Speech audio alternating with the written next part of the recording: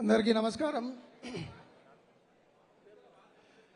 నమస్కారం ఇవాళ పటాన్ చెరువు నియోజకవర్గంలో మరి ఎస్ఐఆర్ మరియు మన పార్టీ మెంబర్షిప్ డ్రైవ్ గురించి దాని గురించి అవగాహన సదస్సుకి విచ్చేసిన పెద్దలు మన మాజీ మంత్రివర్యులు మనందరి ప్రియతమ నాయకులు గౌరవనీయులు మన హరీష్ రావు గారు, అదే రకంగా మన శాసనసభ్యులు మైపాల్ రెడ్డి గారు, మాజీ శాసనసభ్యులు సత్యనారాయణ గారు, మరి మన ఇన్ఛార్జ్ బాలమల్లు గారు, ఎర్రోల శ్రీనివాస్ గారు, మరి శంకర్ యాదవ్ గారు, బాలరెడ్డి గారు, శ్రీకాంత్ గౌడ్ గారు, గవర్ధన్ అన్న, ఇక్కడ విచ్చేసిన మెట్టుకుమార్ గారు, సోమరెడ్డి గారు, పాండన్న, అందరూ కూడా వేదికను అలంకరించిన పెద్దలు, ఇక్కడికి విచ్చేసిన బీఆర్ఎస్ పార్టీ కుటుంబ సభ్యులు, ప్రింట్ మరియు ఎలక్ట్రానిక్ మీడియా వారికి టైం లేదు కాబట్టి పేర్లు తీసుకోలేకపోతున్నా. ప్రతి ఒక్కరికి కూడా పేరు పేరున హృదయపూర్వకంగా నమస్కారం తెలియజేసుకుంటూ, మరి నిజంగా చాలా సంతోషంగా ఉంది.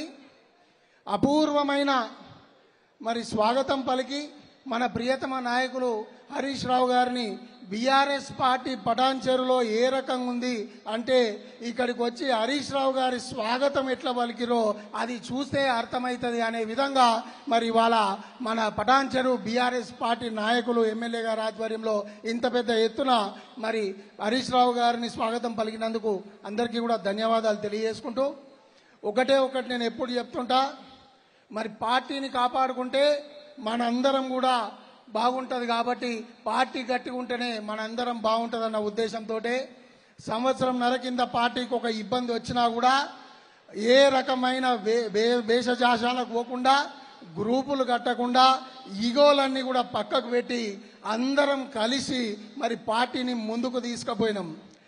దాని యొక్క రిజల్టే మరి 5 మున్సిపాలిటీలు గెలవడం. అది గెలుపుకి కారణం మరి కార్యకర్తల కష్టం, దానికి తోడు మన ఎమ్మెల్యే గారు కూడా టైంకి రావడం, అందరం కలిసి దాని గురించి కృషి చేయడం, బలంకి బలం తోడై మన అందరం కూడా 5 మున్సిపాలిటీలు గెలుచుకోవడం జరిగింది. మీ అందరికీ ఒకటే చెప్తున్నా, రెండో కష్టం వచ్చింది. ఇప్పుడు ఎస్ఐఆర్ రూపంలో మనకు రెండో కష్టం వచ్చింది అన్న. ఇప్పటికీ 12 దగ్గర 20 రోజులు అవుతున్నాయి. 20 రోజుల నుంచి కూడా మన కాన్స్టిట్యున్సీ రిపోర్ట్ చూస్తే చాలా యావరేజ్గా ఉన్నది.